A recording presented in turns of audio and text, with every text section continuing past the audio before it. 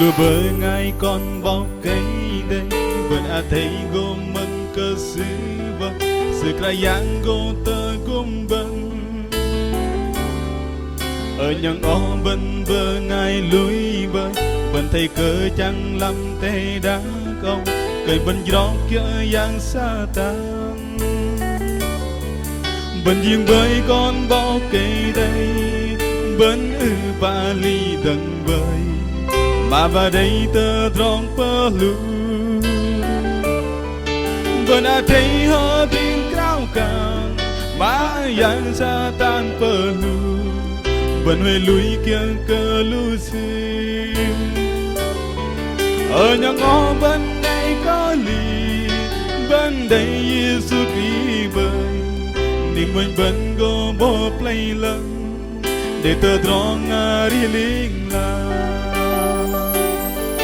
lùa bên tiếng bơi con bao cây đây bên huê đi làm tê đá công bên này tơ chênh cơ đi đến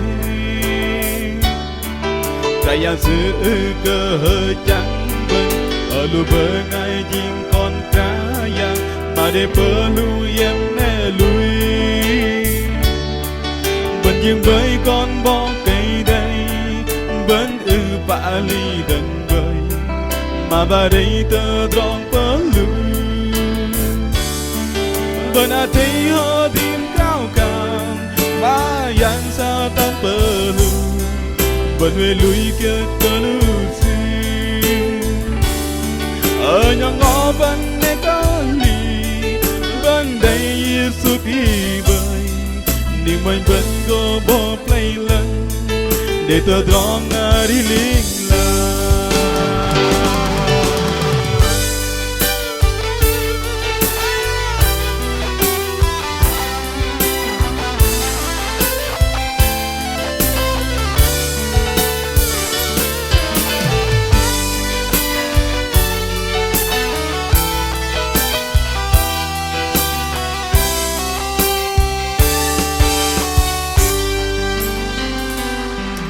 ở lùa bờ ngay con bọc cây đây vẫn thấy gồm mừng cơ sứ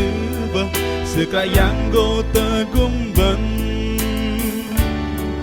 ở những ó bên bờ ngay lối bơi vẫn thấy cơ chẳng làm tê đá câu cây bên gió kia yang xa tan bên riêng với con bó cây đây bên bạ ly đằng bơi mà bà đây tơ tròn bờ lù bên thấy họ tiếng cao càng mà yang xa tan bờ lù bên huê lùi kia cơ lưu xin ở nhà ngõ bên này có lì bên đây Giêsu kỳ bơi nhưng mình vẫn có bỏ play lần để tơ tròn đi linh la bên thấy ở tiếng cao cao mà yang xa tan bờ lù bên huê lùi kia cơ lưu xin ở nhà ngõ bên này có lì bên đây Giêsu kỳ bơi nhưng mình vẫn có bỏ play lần để tơ tròn đi linh la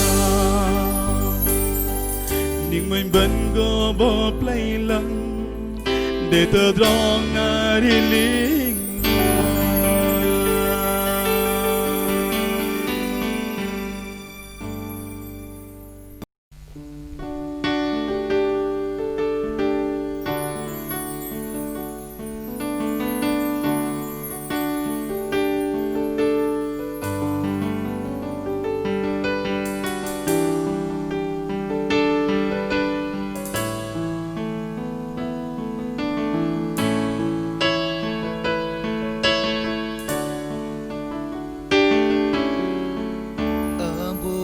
cha tơ rong hari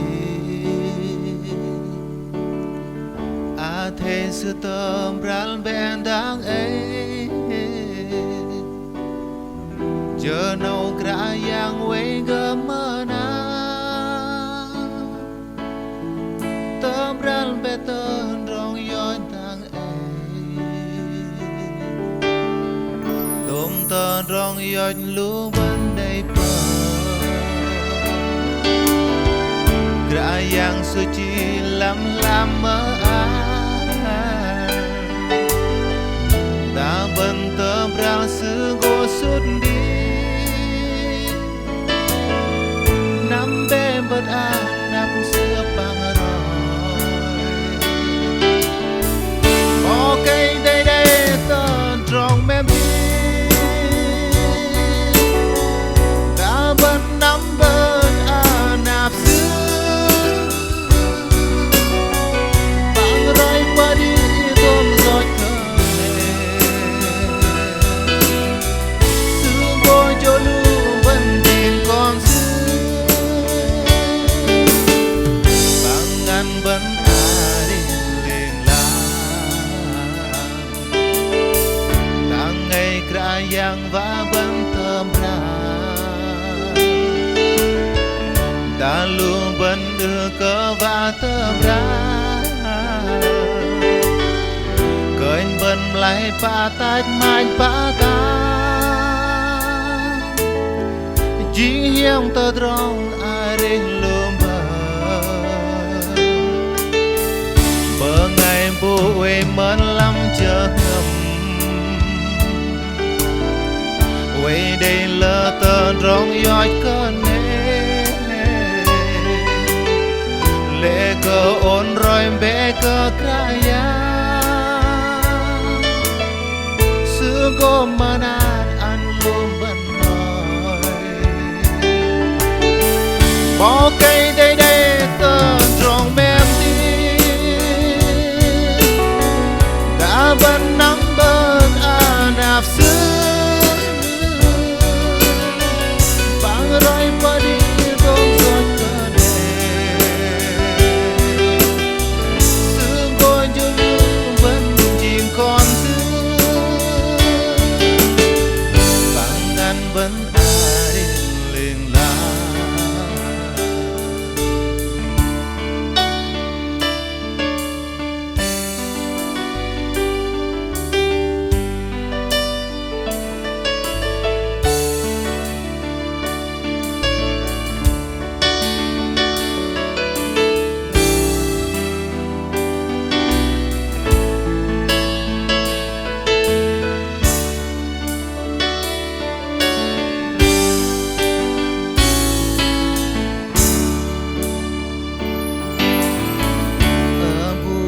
Cha tơ trong hari thế sự tâm ran bên đang ấy Giờ nông gra yang quay gương mơ na Tâm ran bên tâm trong yoi thang ấy Đom tơ trong doj lu ban đầy Gra yang suci lam mơ Ta bên tơ brang xưa cô sức đi Năm bê bật nam sự bác lời Bỏ cây đây đây tơ rong mềm đi Ta bên năm bớt nạp xưa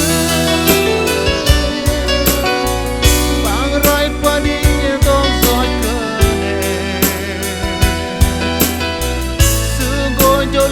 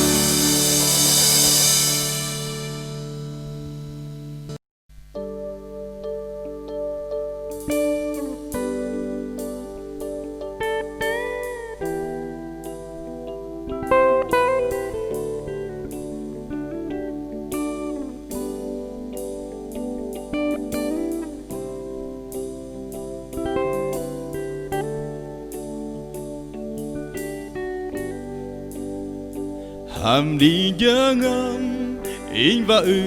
an cơ sư bằng đi chan linh và bây giờ cơ sư làm tròn ý năm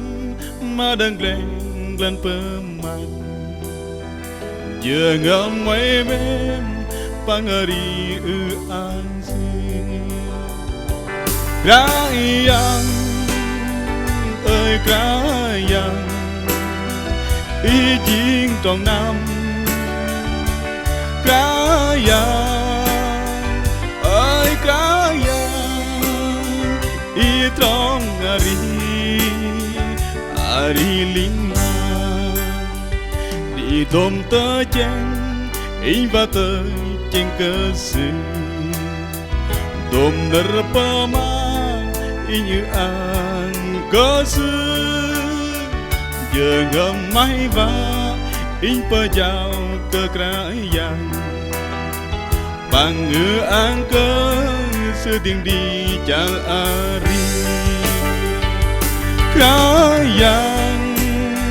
ơi Rayang ý chiến trong năm Rayang ơi Rayang ý trong ari linh la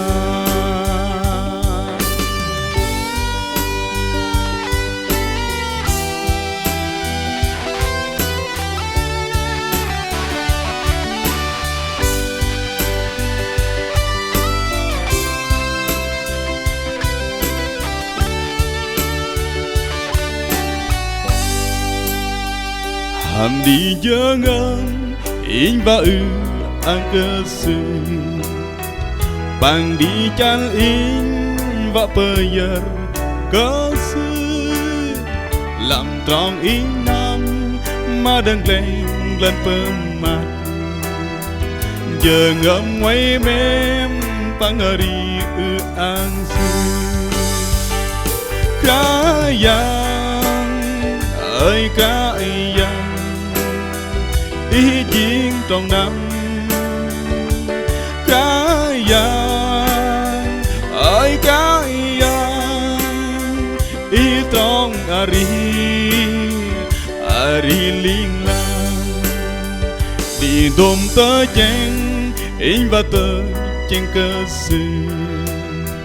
đôm đỡ pa ma in như an cơ sư giờ ngâm máy va in pa giàu cơ Rayang bằng an cơ sư tiếng đi chal ari Rayang ơi Rayang ý chiến trong năm Rayang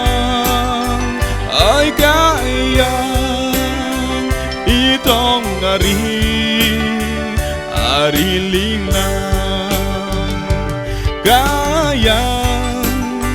ơi Rayang ý chiến trong năm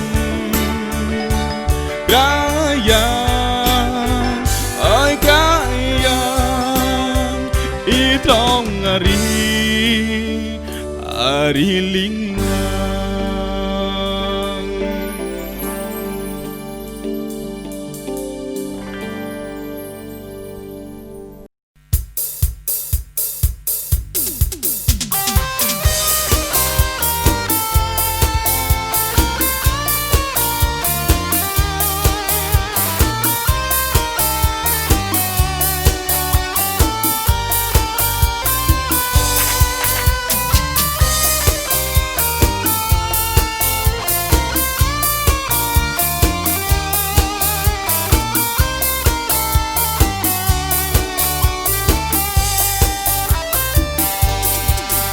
thời gian trôi qua nhanh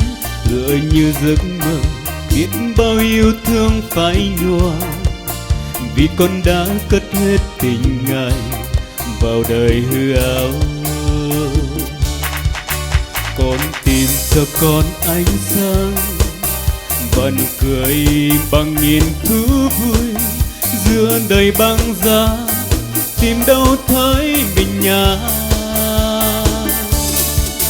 Thời gian vẫn cứ mãi chìm sâu nỗi đau, trái tim con nghe hoang lạnh. Màn đêm tối rút xuống tâm tư, chợt ảo tiếng khóc. Con đã không nghe tiếng Chúa, và lòng con nhiều lần dối trá, đi tìm trong đêm tối tăm tình yêu mơ. Con đã nhận ra cuộc đời này chẳng ý nghĩa chi nếu thiếu vắng Ngài. Những cuộc đời trong tay Cha, nguồn sống mãi luôn tràn cuốn tâm hồn. Con đã nhận ra cuộc đời này chỉ có Giêsu đấng con cần. Xin tình yêu thương Chúa xóa lỗi lầm, tim con chót mang.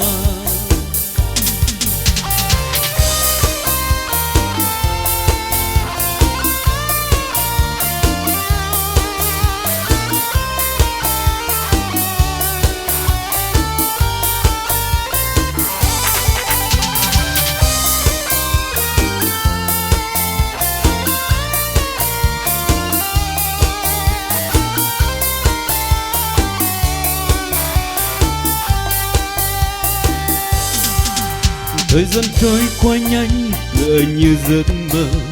biết bao yêu thương phai nhòa, vì con đã cất hết tình Ngài vào đời hư ảo. Con tìm cho con ánh sáng và nụ cười bằng nghìn thú vui, giữa đời băng giá tìm đâu thấy bình an. Thời gian vẫn cứ mãi chìm sâu nỗi đau, trái tim con nghe hoang lạnh. Màn đêm tối rút xuống tâm tư, chợt ảo tiếng khóc. Con đã không nghe tiếng Chúa, và lòng con nhiều lần dối trá, đi tìm trong đêm tối tăm tình yêu mới. Con đã nhận ra cuộc đời này chẳng ý nghĩa chi nếu thiếu vắng Ngài. Những cuộc đời trong tay Cha, nguồn sống mãi luôn tràn cuốn tâm hồn. Con đã nhận ra cuộc đời này chỉ có Giêsu đấng con cần. Xin tình yêu thương Chúa xóa lỗi lầm, tim con chót mang.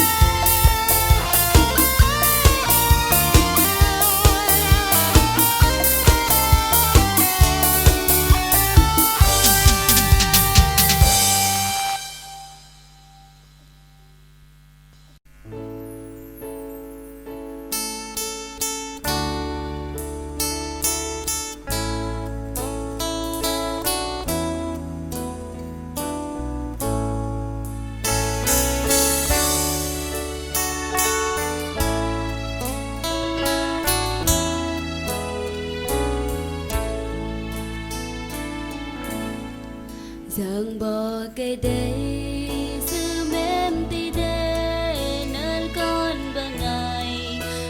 cơ cái rồi từ trong sự bên lo cơ hương long bằng du lo cơ đã cơ si chủ giờ nhong bằng ngày soi cho đã đời ra rằng anh con sự du lối ta bang bang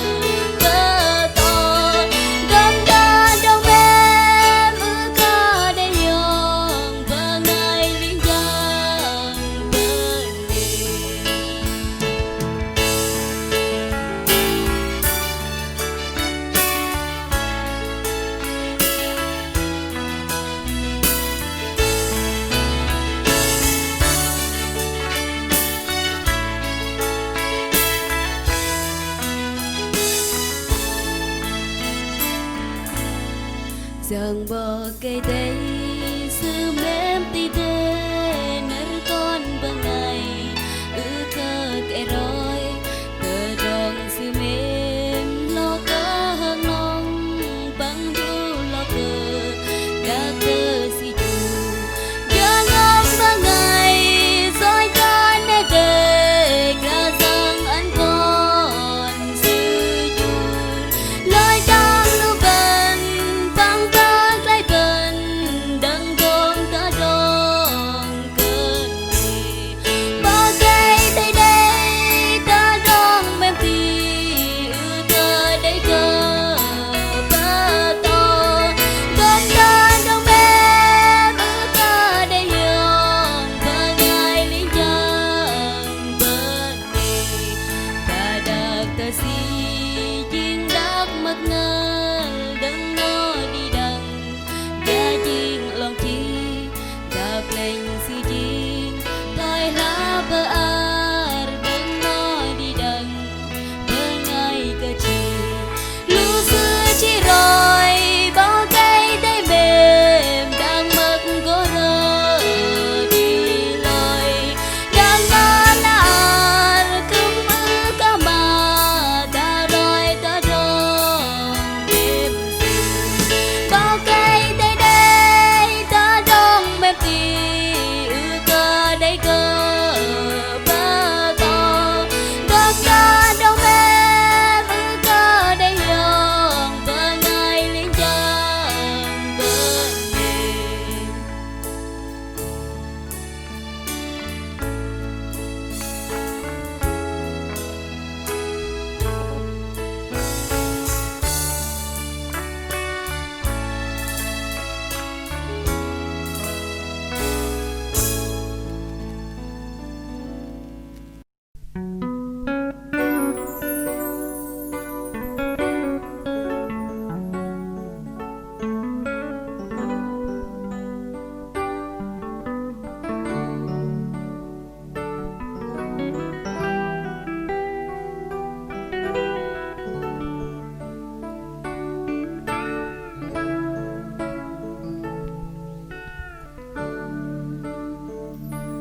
hăm đầy bù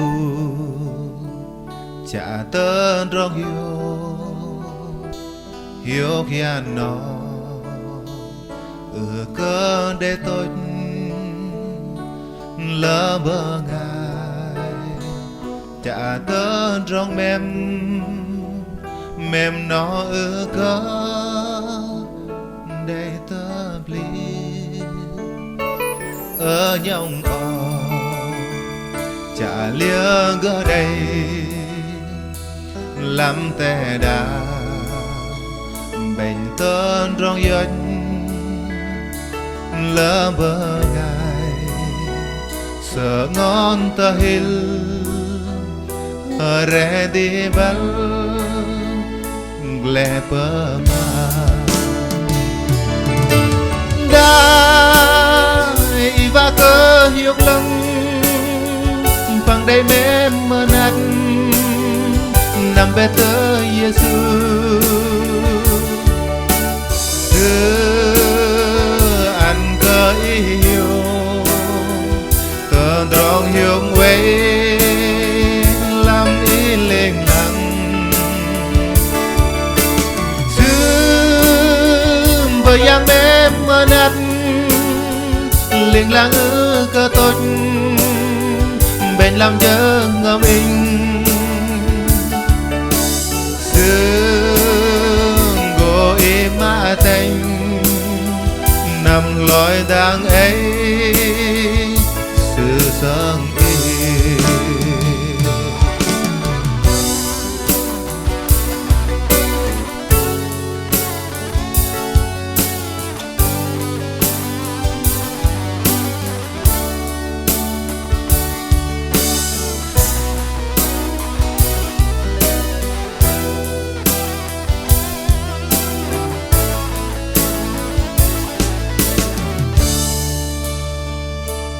hăm đầy bù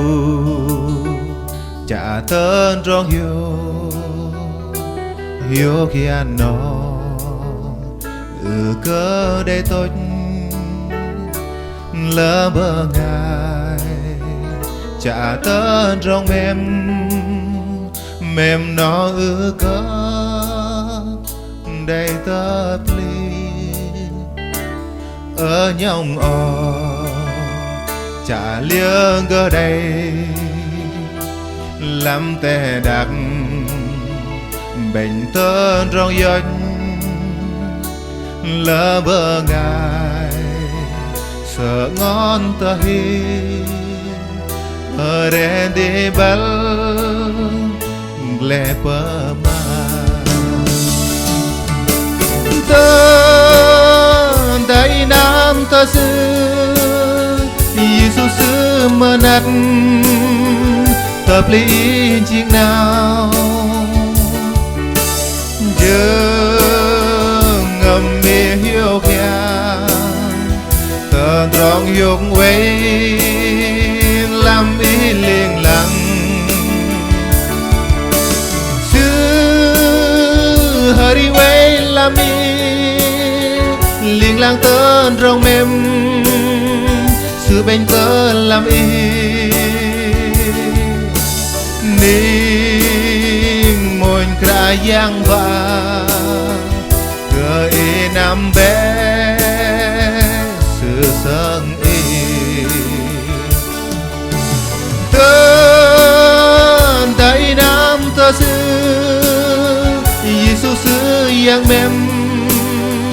tập lý chiếc nào ngầm mê hiếu khéo tờ rong dục quay làm ý liền lặng cứ hơi đi quay làm ý liền lặng tờ rong mềm sự bên tớ làm ý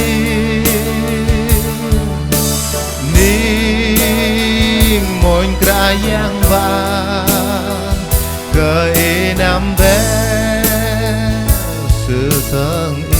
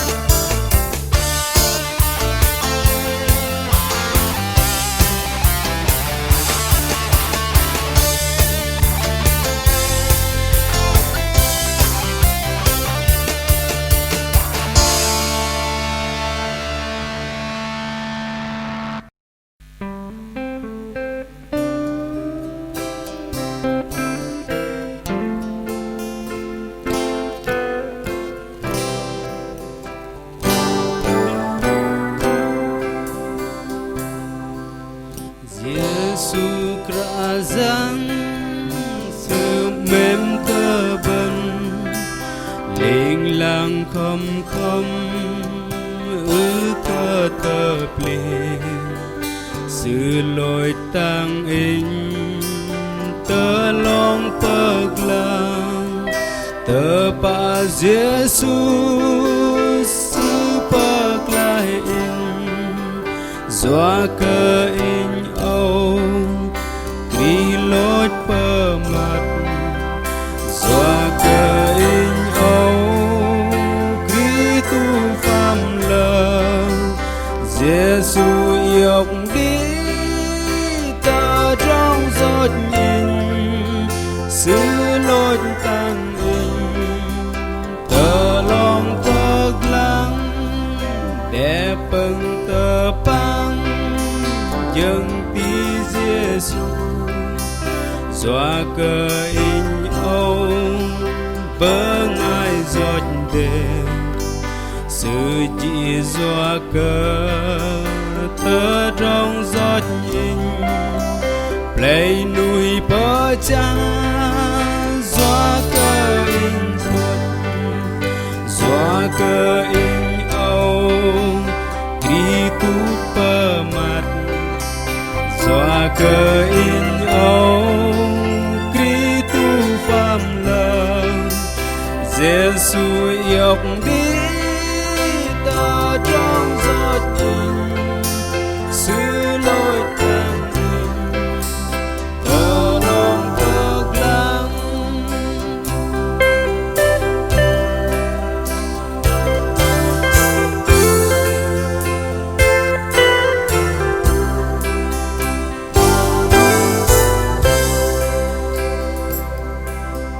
đã rằng Giêsu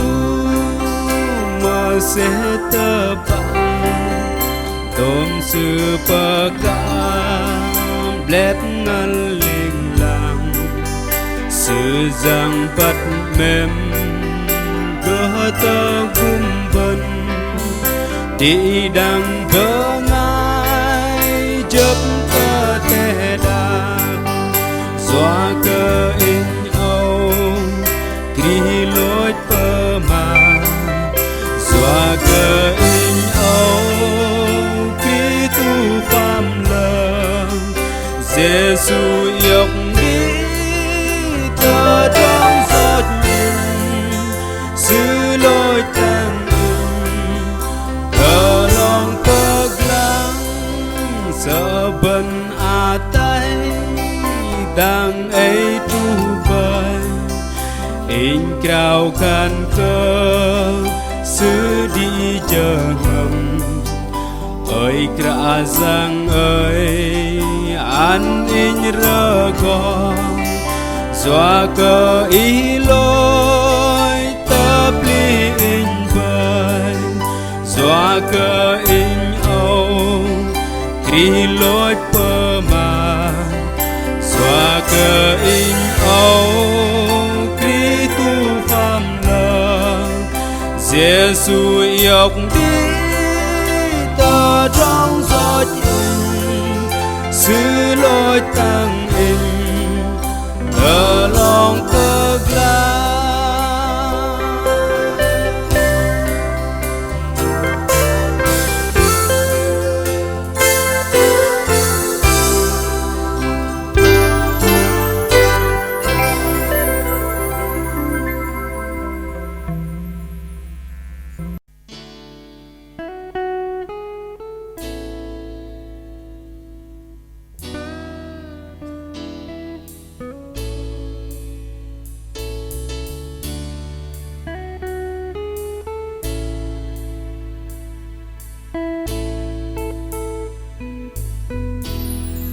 Sức thiên trong con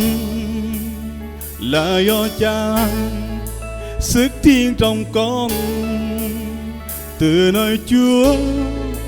đấng ban cho нам lực tươi mới trong tâm con cho đến mãi sau. Sức thiên trong con là do Cha, sức thiên trong con từ nơi Chúa đấng ban cho nàng lực tươi mới trong tâm con cho đến mãi sau và muôn đời.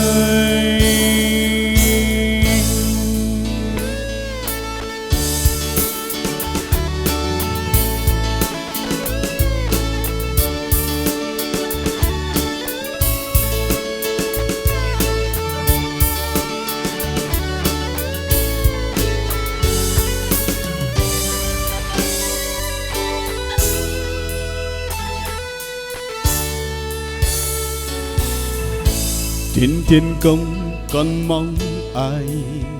ngoài ngài, tại trần gian con yêu thương ước muốn khát khao ai ngoài Chúa. Nhiều lần con lỗi lầm với tâm linh héo mòn, rồi từ chân lý ngài lại bừng soi trong tâm con. Sức thiêng trong con là do Cha, sức thiêng trong con từ nơi Chúa đấng ban cho nàng lực tươi mới trong tâm con cho đến mãi sau. Sức thiêng trong con là do Cha, sức thiêng trong con từ nơi Chúa đấng ban cho nàng lực tươi mới trong tâm con cho đến mãi sau và muôn đời.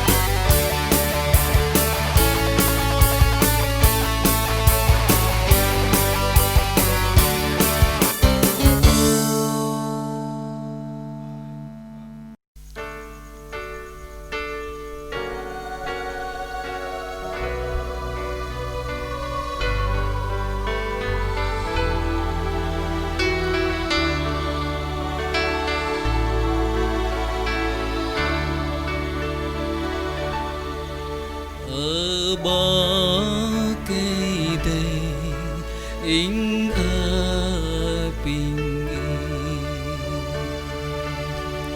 sẽ tơ lang ăn cơ in đang ai đừng nó pegang an in hơ rin cơ lu con tơ ring tam bắt lui bực lại in bé đừng tơ đong gió ở bỏ cây đây gươm in gió cơ in âu lùi cơ đuôi bơi ở bỏ cây đây gươm in gió cơ in âu lùi đuôi bơi gió cơ ikra giang bờ cây đê anh tơ rong cơ tăng cơ in bể gió kia y hơn lệ in âu lơ lưa in uế sợ ngon liên lạc gió cơ dắt cơ cho cơ in ở bỏ cây đây gươm in gió cơ in âu lùi cơ đuôi bơi ở bỏ cây đây gươm in gió cơ in âu lùi đuôi bơi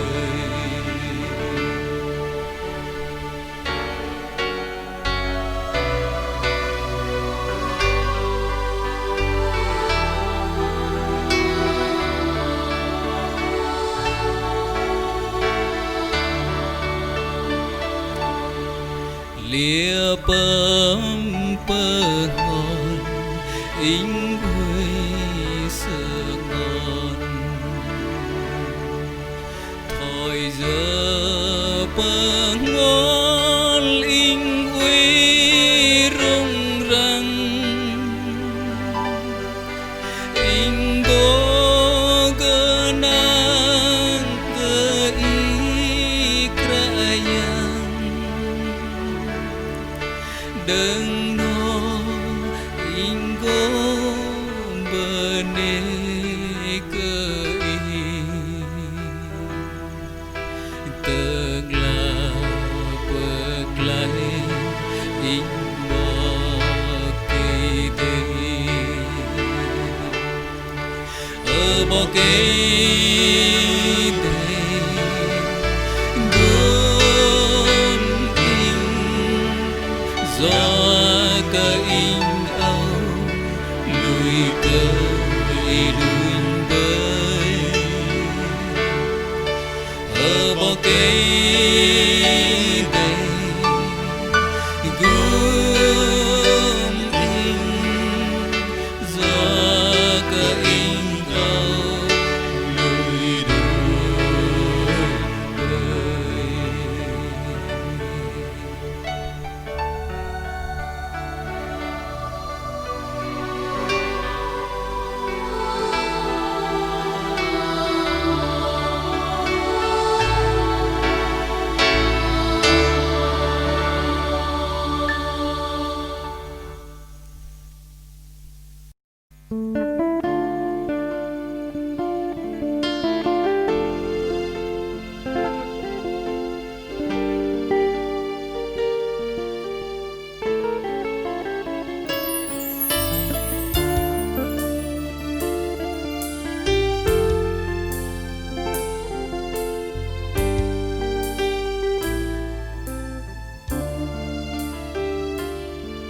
Lạy Chúa tôi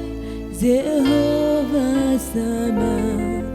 dạy Ngài luôn ở cùng tôi. Dạy Chúa Giê-hô-va Sa-ma, lòng mến yêu Ngài thiết tha, lòng luôn vui mừng có Ngài. Khi Chúa đi cùng tôi chẳng thiếu chi, Ngài hàng luôn ở bên. Có Ngài là có thiên đàng, có Ngài là có tất cả. Ôi sao tôi yêu thiết tha Ngài mãi. Có Ngài là có thiên đàng, hỡi Cha Ngài giữ trong con, xa mà Đức Chúa Trời hàng bên.